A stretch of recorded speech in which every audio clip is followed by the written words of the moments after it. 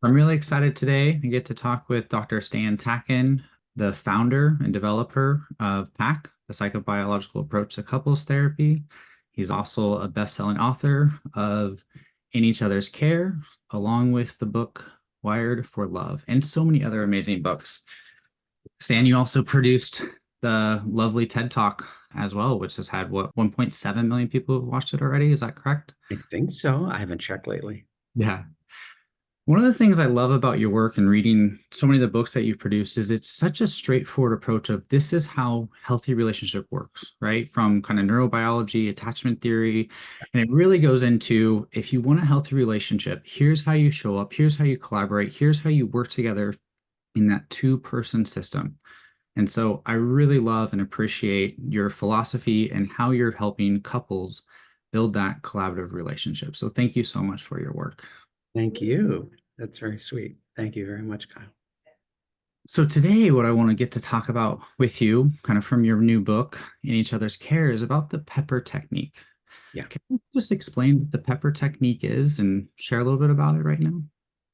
It's simply what we are capable of doing. We're the only species on the planet that can actually predict what's going to happen based on data, based on what has happened, right? And we can plan and we can prepare for that. Yet we often don't use that ability, right? We walk into situations without being prepared. We deal with our kids without predicting them in advance. We go to holiday parties every year and we don't predict what could possibly go wrong and with each other and with whoever else we're interacting and with, and we can plan and prepare for that. So this is basically partners deciding that their time is protected, right? Let's put each other first, the relationship first, because if we're not okay, we kind of affect everybody. So this time, let's plan on a great time. We're going to high five each other at the end. And now we have to think about what could possibly go wrong. What could interfere with that good time with each other, with other people, any other things that we can come up with. And we predict, plan, and prepare for those things so that our time is protected. That's basically a tactic, right, to making sure that we're taken care of. We consider our fun, our safety and security, our good time first, and then we think about everybody else, right? Mhm. And that works, actually, works very well. It does. And I think that's what's so beautiful. I mean, you even talked about that, if I recall, in Wired for Love, and like how we even go into holiday parties. Okay, one partner might be a little bit more extroverted, the other introverted, and they might get a little more anxious. And how do we plan? How do we predict how we're going to care for each other in that event so we are taken care of? And I think that's such a beautiful way of planning for things that are coming up and how you're going to navigate it. The couple starts by considering themselves the insiders and everybody else the outsiders. It's like actors on a stage. There's the actors and then there's the audience. I'm not saying that that is other people, but it's a good way to have what we call a couple bubble, which is basically you and I are insulated from anybody doing anything that would disrupt our peace, our harmony, our good time. And we plan ways of doing that, of taking care of each other without hurting anybody else. That's really important. How do we stay away from drunk Uncle Bob without hurting him? That's really a skill set that you and I can do, and it makes us feel more powerful in the world and closer. Yeah, no, I love that. Do you have kind of an example that comes to mind of how a couple can use the PePPeR technique as they're going to, you know, in-laws' homes or they're going into their family homes with their partner and navigating the holiday season and all the other family members that are present? Do you have an example that can really highlight how a couple can use the PePPeR technique to make that a really successful event that they are high-fiving when they're getting in the car and heading back home? So let's say we're going to my friend's house or my family's house. Because let's say my family, they're blood relatives, you're not. So I need to protect you from them, but I also need your help also because I'm affected by my family. So we both help each other staying out of the vortex, the tide, the pull into becoming that family member again and maybe ditching my partner. So we had come up with guardrails. If I should start to talk and not include you, just cue me. We'll come up with a cue. And I promise I'll know what you're talking about, what you're cueing me for, and I will cooperate immediately because I may forget in the nerves. We need an exit plan. If you start to feel like you want to go, just let me know. I won't give you a hard time. We'll leave, right? If we are sat at a table, right, we're in the seating and it's next to somebody we know you don't like, we'll make an arrangement without anyone knowing. We'll find a way to sit together, and that won't happen, and nobody will know, right? We won't hurt anybody this way. We're thinking ahead. You are shyer than I am, so I'm going to sit next to you, not across from you. I could sit across from you, but as long as we stay in contact and I'm looking at you, I'm going to bring you into the conversation. And that's just like what you, Kyle, are interested in. And Kyle here is right. And so I'm able to bring you in. We're together, and it's really everyone's coming to our party, so to speak. And nobody, again, knows because we're both engaged. And nobody would know that you're shyer because I am the better at being extroverted. I know how to bring you in without embarrassing you. All these things people can and should do when going on a vacation, dealing with the airlines now, dealing with kids, going on a car trip. All of these problems that we have stem from not predicting, preparing, and planning, going into the situation where we start to feel stressed. And when we start to feel stressed, we are automatic and reflexive. We're likely to do the same things over and over and over again, even if those things cause us trouble. And so this is the sane way. It's tactical, right? We're not personal, it's tactical.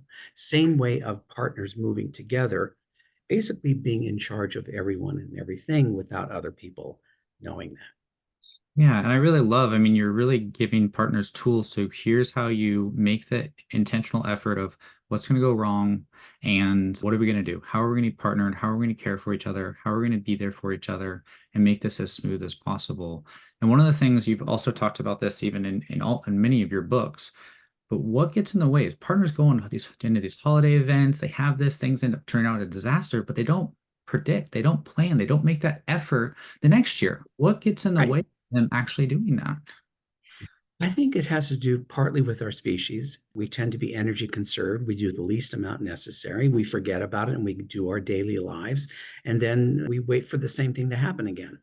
That's part of it. I think because also partners are not like business partners. We know we have to do things, right? Because we both want to succeed, right? We both want to win if we're an ice skating team. So we're more likely to practice things where we make mistakes, putting something in place so we don't do that again. Partners don't do that. Partners don't even organize the way other unions do. We don't even think to organize because we think we know how to do this thing called love relationships, which we don't. And we think we're family, which we're not. We're strangers always trying to get to know each other, and we have to work together collaboratively and cooperatively, or we will fight. And so a lot of this has to do with just thinking about things and making the relationship the most important thing. Because if the relationship goes down, kids are not good, our work is not good, creativity isn't good, people don't like being around us when we're that unhappy. And so we have a duty to make sure that we're good at this. We're a team. We work as a two-person system, not a one-person system. We work together, we move together, or we don't move.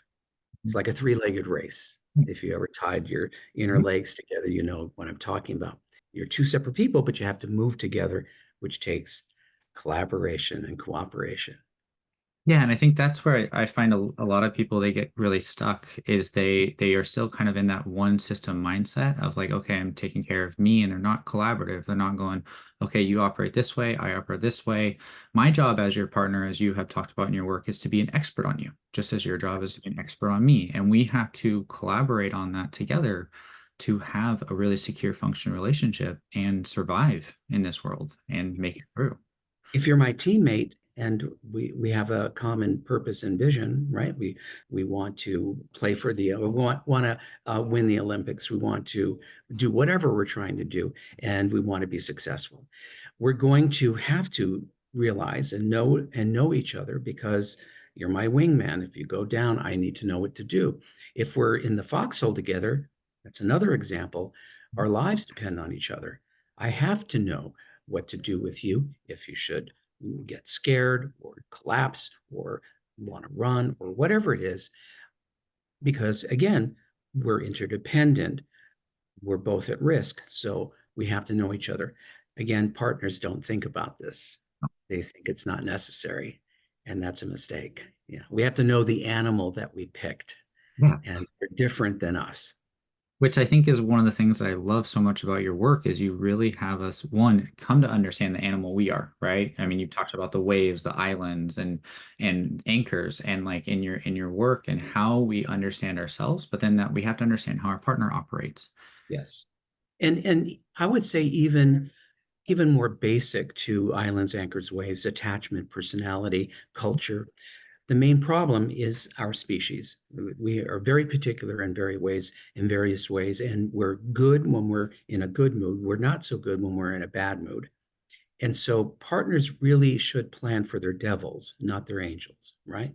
And we make a mistake when we don't understand the human condition, which is basically human primates are not the most reliable animals. We're very willful, selfish, self centered, and impulsive, and moody, and fickle. We have to work together to protect each other from each other. That takes rules and principles. Otherwise, like everybody else, will inadvertently hurt or violate the other person's rights. So I have to know you because you're different from me. I have to know how to talk to you and not step into your area of vulnerability.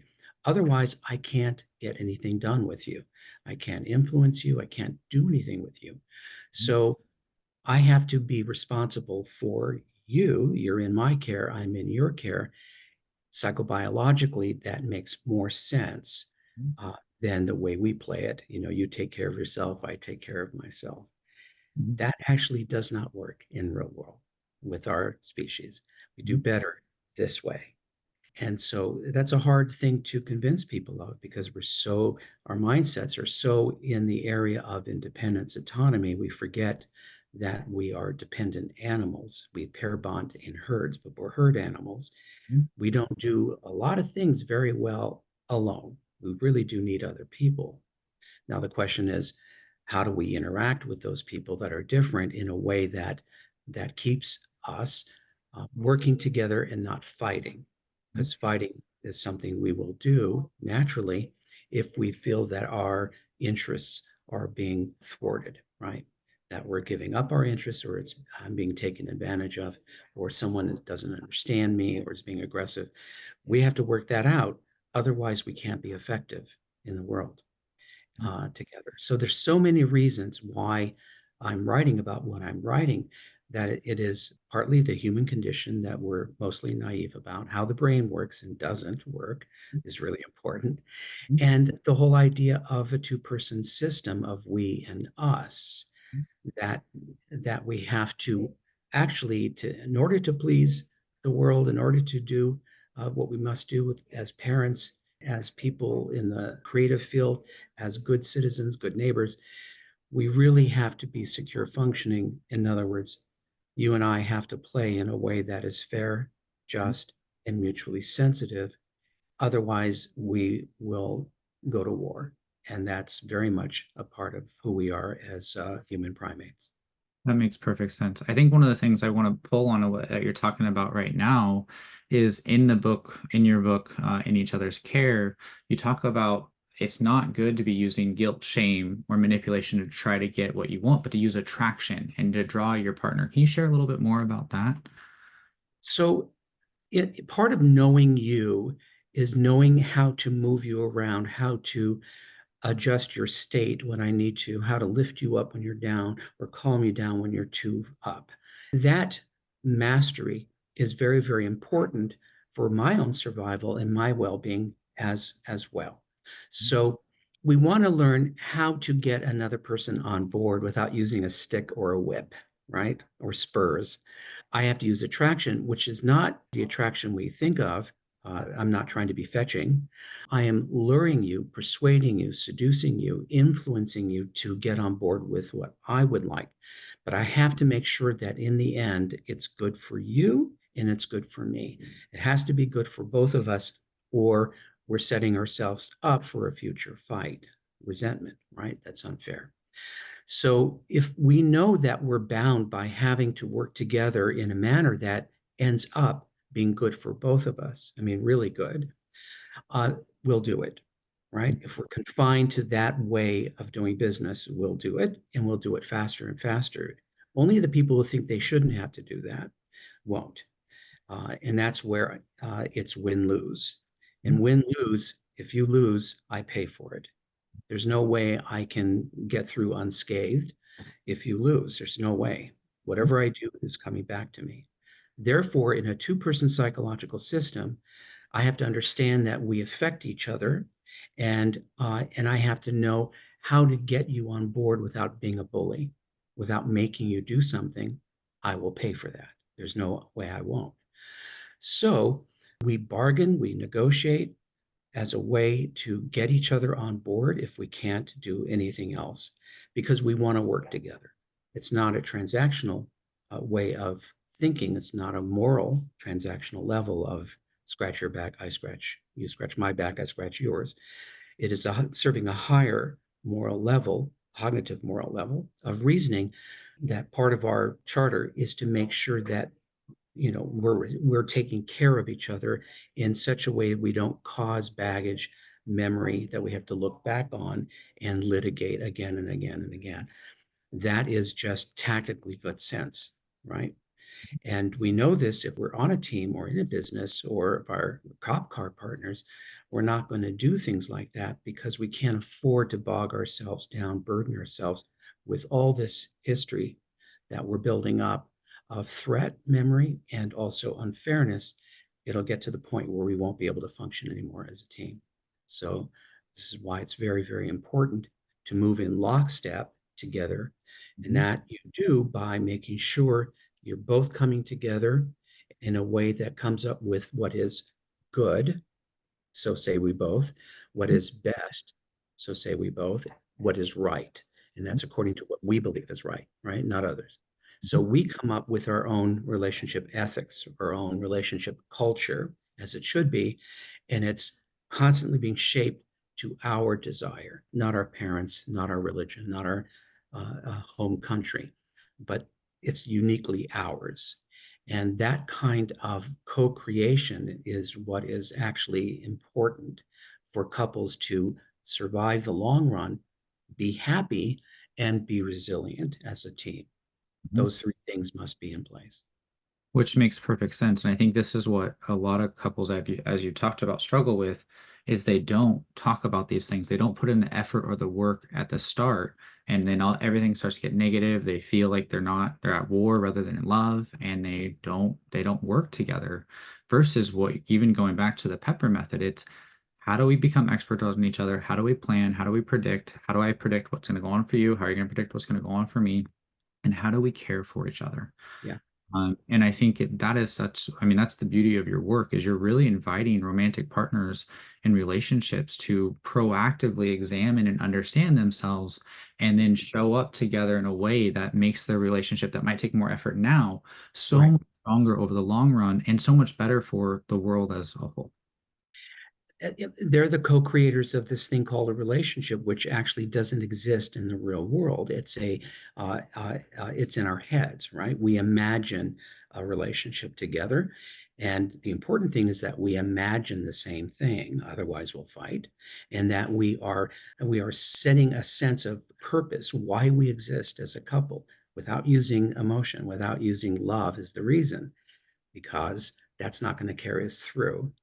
Emotions are like a roller coaster, and we can't live life that way. We have to live a purpose-centered life. So you and I come up with what we think is the best, right, or good thing to do, even though it will likely be the hardest thing to do.